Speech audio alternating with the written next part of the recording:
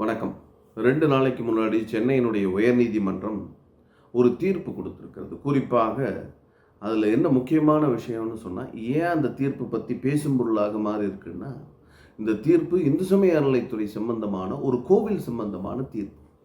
என்ன தீர்ப்புன்னு சொன்னா, சென்னையில இருக்கக்கூடிய 108 திவ்ய தேசங்கள்ல ஒன்றாக இருக்கக்கூடிய பார்த்தசாரதி கோவில், அருள்மிகு பார்த்தசாரதி பெருமாள் கோவில் சம்பந்தப்பட்ட கோவில். அந்த கோவிலினுடைய தீர்ப்பு சம்பந்தப்பட்டது. அது என்னன்னு சொன்னா, கடந்த 47 ஆண்டுகளாக அந்த கோவில்ல அறங்காவலர் குழுவே கிடையாது. அரசு அதிகாரி அவர் தான் தக்காரா இருக்கார்.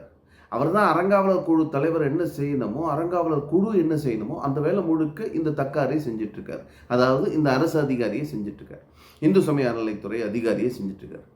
பாருங்க, 1 வருஷம் 2 வருஷம் இல்ல, 1 மாசம் 2 மாசம் இல்ல, 47 ஆண்டுகளாக ஃபிட் பர்சனாக இருக்கக்கூடிய இந்த அறநிலைத்துறை செயலதிகாரியே, செயல் அலுவலரே அங்க இருக்கக்கூடிய கோவிலுடைய தக்காராக செயல்பட்டு கொண்டிருக்கின்றார்.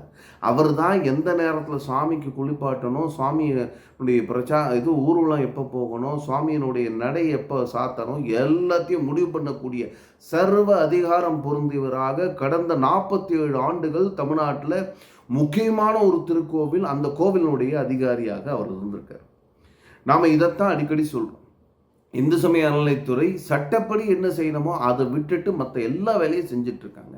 இந்து சமய அறநிலைத்துறை அதிகாரிகளுடைய வேலை கோவில் நிர்வாகத்தில் மத ரீதியான விஷயங்களில் தலையிடுவது இல்லை அப்படின்னு நீதிமன்றம் சொல்லியிருக்கு. நீதிமன்றம் இந்த வழக்கை விசாரித்த நீதி அரசர்கள் மத ரீதியான விஷயங்களில் தலையிடறதுக்கு உங்களுக்கு என்ன அதிகாரம் இருக்குது? கோவிலுடைய நிர்வாகம், குறிப்பாக கோவிலுடைய சொத்துக்களை பாதுகாக்கிறது, இதுதானே உங்கள் வேலை. அதை விட்டுட்டு உள்ள கோவிலுக்குள்ளே வந்து உட்காந்துக்கிட்டு நாட்டாமல் பண்ணிட்டு இருக்காங்க 47 வருஷமா. நீங்கள் இதில் பாருங்கள், 47 வருஷமாக சட்டத்துக்கு புறம்பாக ஒரு அதிகாரிகளில் பல அதிகாரிகள் சட்டத்திற்கு புறம்பாக அந்த கோவிலுடைய அதிகாரியாக, நிர்வாக அதிகாரியாக, தக்காராக, அறங்காவலர் குழுவினுடைய தலைவர்கள் எல்லாம், அறங்காவலர் குழுவெல்லாம் சேர்ந்து 10 பேர் 15 பேர் சேர்ந்து செய்ய வேண்டிய வேலையை ஒரே ஆள் அவர் செஞ்சிருக்காரு.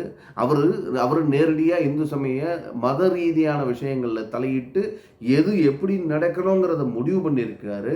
இவ்வளோ நடந்திருக்குங்க.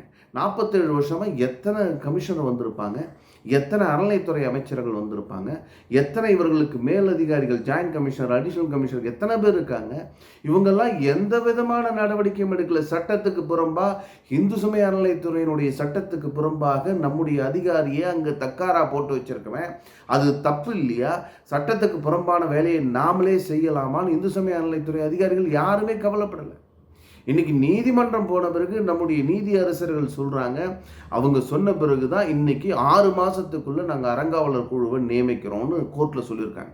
நாங்கள் அதுக்கான ஆணையை வெளியிட்டு இருக்கின்றோம். நாங்கள் எல்லா மக்கள் யாராவது அறங்காவலர் குழுவாக வாங்கன்னு சொல்லி கூப்பிட்டுருக்கோம்.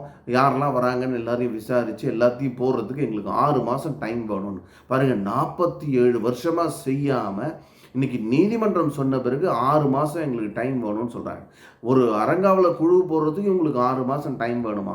அப்போ இவங்களுக்கு என்ன எதுன்னா, கோவிலில், அந்த பார்த்தசாரதி கோவிலில் கோவிலுடைய முதலாளி போல இவங்களே உட்கார்ந்துக்கிட்டு இத்தனை வருஷமாக அந்த கோவிலில் ஏற்கனவே பல விஷயங்கள் நடந்திருக்கு. என்னன்னா, ஏற்கனவே ஒரு ஹெச்ஆர்என்சியினுடைய ஜாயின்ட் கமிஷனர் ஒருத்தர் இருந்தார். அவருக்கு ஒரு டிரைவர் இருக்குது. அவரோட டிரைவருக்கு கோவில்லேருந்து சம்பளம் கொடுத்துட்டு இருந்தாங்க. கோவிலுடைய உண்டியல் காணிக்கை பணத்துலேருந்து ஹெச்ஆர்என்சி டிரைவருக்கு, அந்த ஜேசியினுடைய டிரைவருக்கு சம்பளம் கொடுத்துட்டு இருந்தால் கணக்கு எழுதி வச்சுருக்காங்கன்னு அது ஒரு பிரச்சனையாச்சு. அதே மாதிரி கோவில் பணத்தை எடுத்து வாகனங்களை, டொயோட்டா இன்னோவா போன்ற வாகனங்களை வாங்கிறது அப்படியெல்லாம் சொல்லி பிரச்சனையாச்சு. இந்த மாதிரி பல பிரச்சனைகள் இந்த கோவிலில் இந்த அதிகாரிகள் தன்னிச்சையாக தானாக எடுத்து செலவு பண்ணக்கூடிய ஒரு நிலை. இது எவ்வளோ முறைகேடுகள் நடந்திருக்கு, எத்தனை லட்சக்கணக்கில் கோடிக்கணக்கில் முறைகேடு நடந்திருக்குன்னு தெரியல. அதனால் இந்த 47 ஆண்டுகளில் முழுமையாக விசாரணை நடத்தி எவ்வளோ வருமானம், எவ்வளோ செலவாயிருக்கு, யார் இது குற்றவாளி, எவ்வளோ செலவு பண்ணியிருக்காங்க, எல்லாத்தையும் முழுமையாக விசாரிக்கணும். இவரை இப்போ ஃபிட் பர்சனாக போட்ட அந்த அதிகாரியை அவர் தான் தக்காருன்னு சொல்லி போட்ட அதிகாரிகள் மேலே நடவடிக்கை எடுக்கணும். சட்டத்துக்கு புறம்பாக நடந்த அத்தனை பேரையும் நம்முடைய நீதிமன்றம் கூப்பிட்டு விசாரித்து அவர்கள் மேலே நடவடிக்கை எடுக்கணும். இதுக்காக ஒரு ஸ்பெஷல் இன்வெஸ்டிகேஷன் டீம் போட்டு அந்த டீம் இதை முழுமையாக விசாரிக்கணுங்கிறது தான் நம்முடைய இந்து மணியோட வேண்டுகோள்.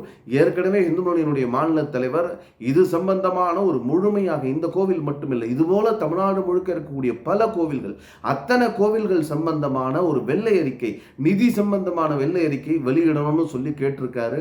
ஆனால் இதுவரைக்கும் இந்த அரசாங்கம் இதுவரை வாய் திறக்கலை.